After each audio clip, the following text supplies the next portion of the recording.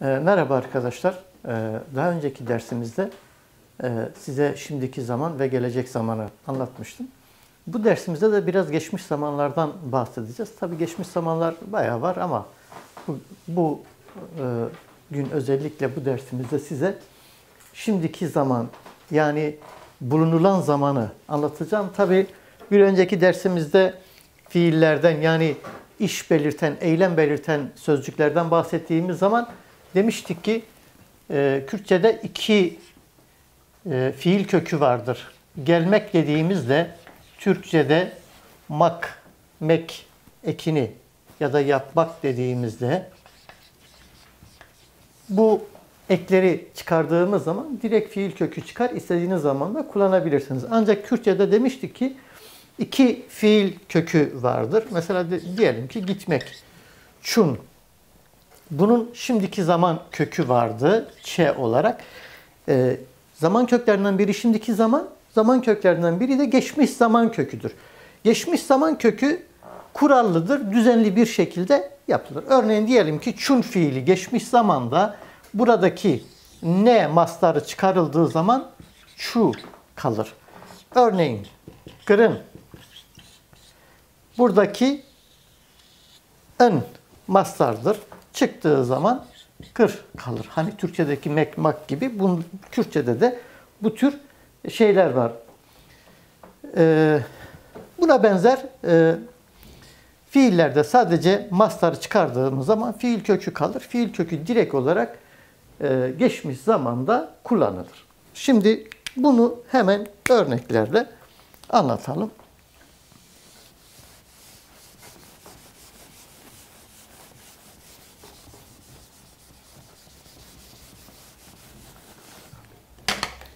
Çun demiştik. Çun.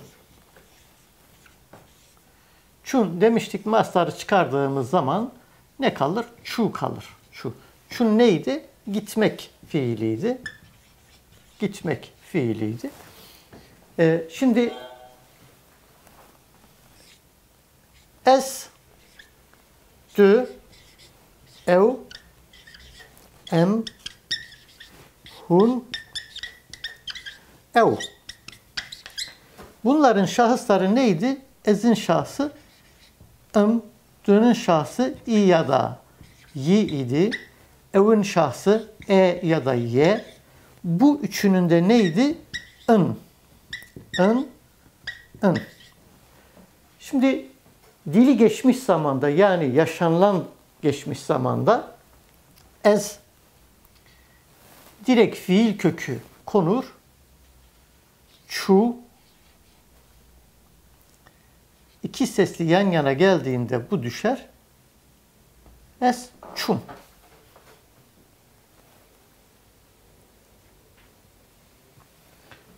Dü, çu, o zaman ne gelir?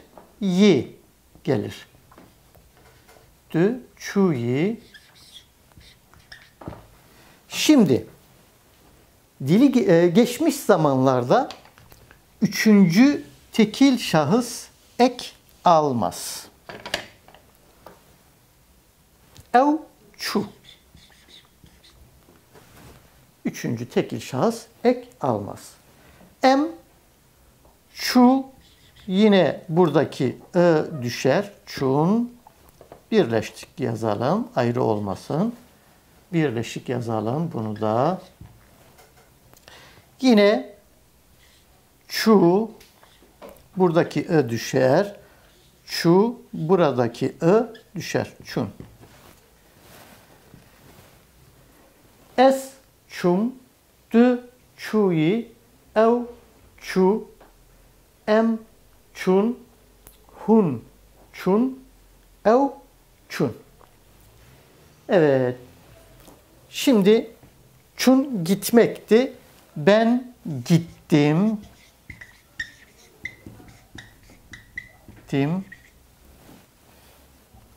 Sen gittin, o gitti, biz gittik, siz gittiniz, onlar gittiler şeklinde sıralanıp gidiyor. Evet, bir örnek daha verelim.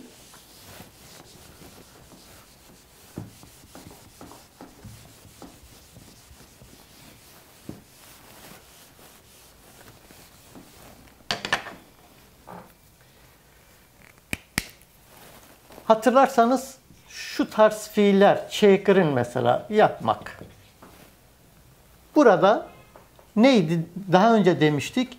Ç zaten ön ekti, hiç değişmiyor. Burada fiil nedir? Esas fiil kırındır. Kırının mastarı ındır. Ön mastarı çıkarıldığında geriye ne kalır? Kır kalır. Çekir. Şimdi biraz önce biz neyi kullandık? Es, dü, ev, em, hun, ev. Bu grup şahıs zamirlerini kullandık. Şimdi ise mın, de, ve, vi, me, ve, van şahıs zamirlerini kullanacağız. Nasıl birbirinden ayıracağız? O konuyu şimdi size anlatacağım. Şimdi bunu anlatabilmek için fiillerde geçişli ve geçişsiz fiilleri anlatmam lazım. Şimdi Türkçe olarak düşünün. Örneğin diyelim ki attım dediğiniz zaman hemen ne soruyoruz? Diyoruz ki ne attın? Cevap ne olur? Taş olabilir, sopa olabilir, tekne olabilir. Bir şey yapmışsın. Bu tür fiillere biz geçişli fiil diyoruz. Örneğin bir tane daha. Biraz önce çun fiilini yani gitmek fiilinden bahsetmiştik. Gittim. Şimdi buna da soralım. Ne gittin dediğimiz zaman hemen arkadaşlarımız şöyle cevap veriyorlar. Eve gittim diyorlar. Ama bunun cevabı eve gitmek midir? Değil. Ne gittin diye sorduğumuzda mantıklı bir cevap çıkar mı? Hayır, çünkü bu soru zaten buna uymuyor. Ne gittin diye bir soru sorulmaz. O zaman nedir? Direkt kime döner? Ben, yani şahsa döner bu soru. Şahsa döndüğü zaman da biz bu tür fiillere ne diyoruz? Geçişsiz fiil diyoruz. Hemen geçişli ve geçişsiz fiillere örnekler verelim. Geçişli ve geçişsiz fiillere örnekler verelim.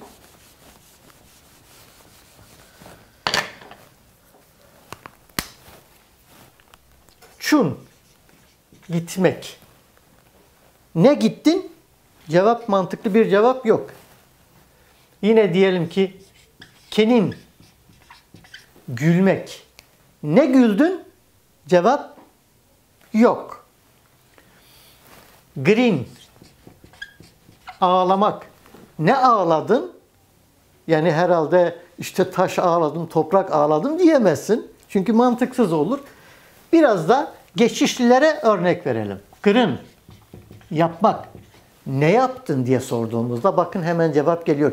Yemek yaptım, ev yaptım, resim yaptım gibi. Ya da diyelim ki işte huarın, yemek fiili. Ne yedin? Yemek yedim. Yani birçok şey yapmış olabilirim. Ya da yazmak fiili örneğin. Huandın.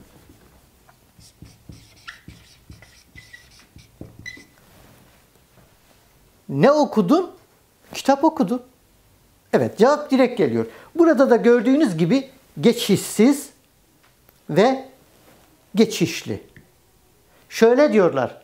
Geçişli olanlar nesne alan fiillerdir ya da cümlelerdir.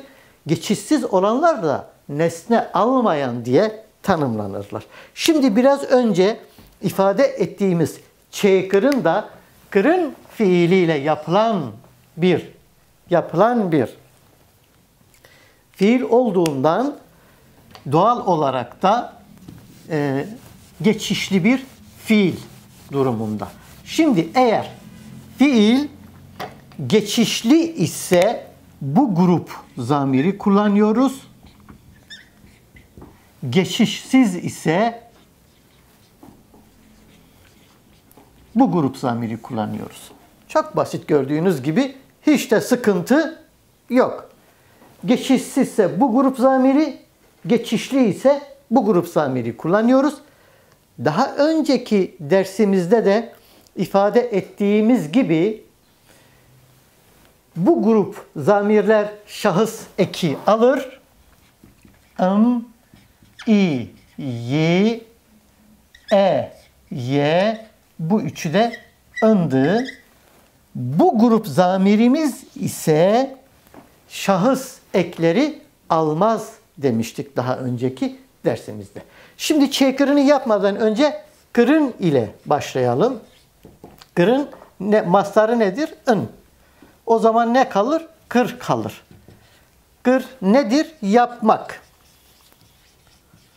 Hemen sorumuzu soruyoruz. Ne yaptın? Çok şey yapmış olabilir. Değil mi? O zaman bu fiil nedir? Geçişli bir fiildir. Geçişli bir fiil ise bu grup zamiri kullanacağız. Tabi diyeceksiniz ki bu soru Kürtçe nasıl sorulur? Şöyle sorulur. De çıkır,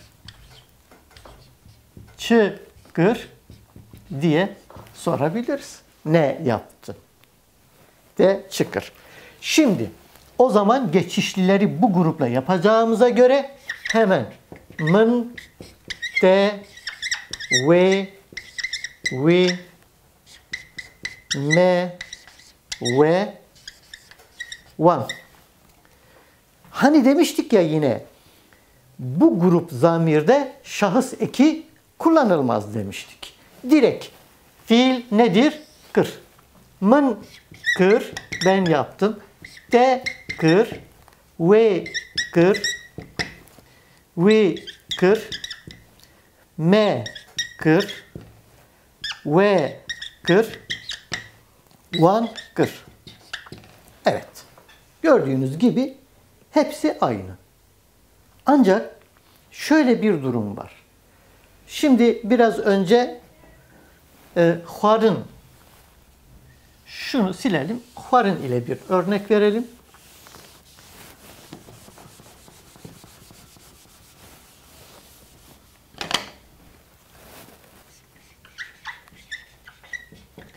Huarın. Buranın mastarı nedir? An. Çıktığı zaman geriye fiil kökü olarak ne kalır? Huar kalır. Yemek. Yemek fiili.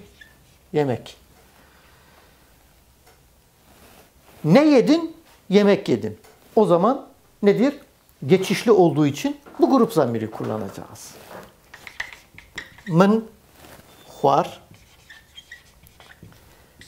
de, huar, ve, huar, huar, me, huar, ve, huar, van, huar. Şimdi burada aslında anlatmak istediğim şu. Buradaki huar yemek fiili tek bir varlık için kullanılmıştır. Örneğin diyelim ki şöyle çizelim. Ben elma yedim. Eğer bu elma bir tane ise Kürtçe'de ne deriz? Mın, sev, huar. Ancak bu elmalar çoksa, yani ben elma yedim dediğiniz zaman Türkçe'de aslında hem tekil için kullanılıyor hem çoğul için kullanılıyor. Bu yediğimiz elma birden fazla ise, yani lar ifadesi varsa birden fazla ise yedim derseniz Türkçe'de aslında buları kullanmıyorsunuz. Ben elma yedim diyorsunuz. Fakat onu hem bir elma hem birden çok elma için kullanıyorsunuz. Ancak Kürtçe'de yazarken onu çoğul olarak ifade etmek zorundasınız. Şimdi genellikle bu çoğulu ifade ederken birçok bölge şöyle yazar. Men sevan xwar der. Yani bu elmaların çok olduğunu buraya koyar. Ancak biz bunun yanlış olduğunu söylüyoruz ve diyoruz ki bu an ya da çoğul eki fiilin sonuna getireceğiz. Men sev xwarın. Xwar an nedir? Çoğuldu. Gördüğünüz gibi çoğulu buraya getirmedik. Buraya koyduk. Ancak halk arasında men sevan xwar diye ifade edilir. Fakat yazılışta biz o çoğulu buraya değil, bunun sonuna getiriyoruz. Birkaç örnek daha verelim burada. Birkaç örnek daha verelim hemen. Men veyne resim. Veyne çekir. Bir tane resim yaptığını gösterir. Çünkü çoğul ek yok burada. Ancak ben şöyle deseydim. Men veyne çekirin dediğim zaman burada ın çoğul eki olduğu için birden çok resim yaptığımı ifade etmiş olurum. Evet, iki örnek daha verip konumuzu bitirelim. Meşin. Meşin, yürümek fiili. Buradaki kök ya da mastar nedir?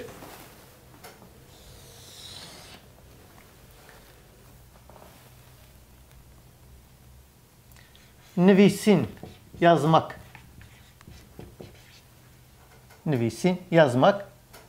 Buradaki kök de nedir yine? Burada fiil kökü meşi, nüvisi. Fiil kökü yazalım. Fiil kökü meşi ne çıktığında, fiil kökü nüvisi ne çıktığında. Şimdi önce bu iki fiilin ne olduğuna bakacağız. Geçişli mi, geçişsiz mi? Ona bakacağız. Meşi. Çi meşi diyeceksiniz ki işte kev meşi, psik meşi. Hayır, değil. Sormak istediğimiz o değil. Zaten o işin öznesi olur. Ne yürüdü dediğimiz zaman bunun şeyini bulmamız lazım. Yani oradaki işte kedi yürüdü, keçi yürüdü anlamında değil de neyi yaptığı sorulmalı. Mesela şurada soralım, bak nasıl çıkacak. Nivisi, yazdı. Ne yazdı? Mektup yazdı, kitap yazdı, öykü yazdı, şiir yazdı. Bakın kimin yazdığı çıkmıyor ortaya. Ne yaptığı, hangi işi yaptığı ortaya çıkıyor. Öyleyse bu geçişsiz, bu geçişli. Geçişsizse hangi grup zamiri kullanıyoruz? Bu grup zamiri. Es, de, ev, en, hun. Geçişsiz, geçişli ise hangi grubu? Mın, de, ve, me, ve, van. Bunun biliyorsunuz bu grupla birlikte şahıs eki kullanıyoruz. Es, meşi olduğundan şu ı düşer, sadece me kalır. Tü, meşi, burada doğal olarak yi gelir. Şunu şapka yapalım. Meşi, yi. Bu bazı yörelerde sadece meşi olarak da kullanılır. Ev zaten demiştik ki şahıs eki almaz demiştik. Meşi, em,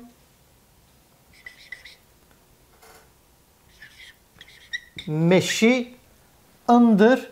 I'nın ı'sı düşer. Ne kalır? Hun.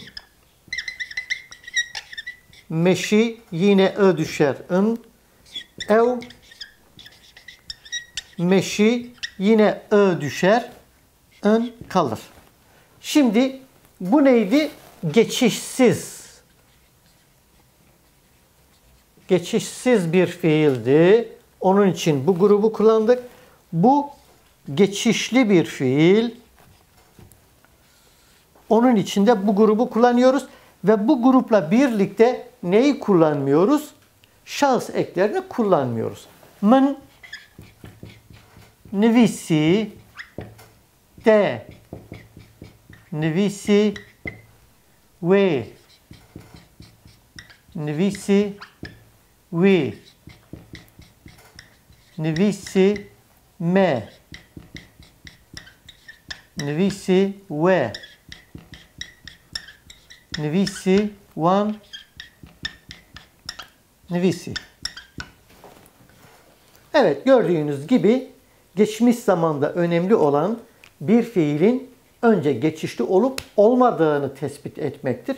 Yoksa fiilin geçişli olup olmadığını tespit edemezseniz hangi grup şahıs zamiri ile çekileceğini de bilemezsiniz. O zaman yanlış çekebilirsiniz.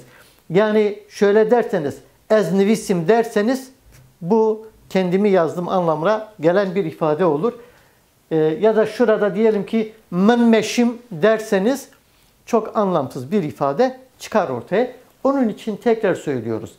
Geçmiş zamanlarda bir fiili çekebilmek için o fiilin önce geçişli mi, geçişsiz mi oluşuna bakacağız. Geçişsizse bu grup zamiri kullanıyoruz ve şahıs eklerini. Fiil geçişli ise bu grup zamiri kullanıyoruz, şahıs zamirini. Bu grup şahıs zamiriyle birlikte de şahıs ekleri kullanılmaz demiştik. Bu dersimizi de sabırla dinlediğiniz için sizlere teşekkür ediyorum. Bir dahaki derste buluşmak üzere. Kendinize iyi bakın.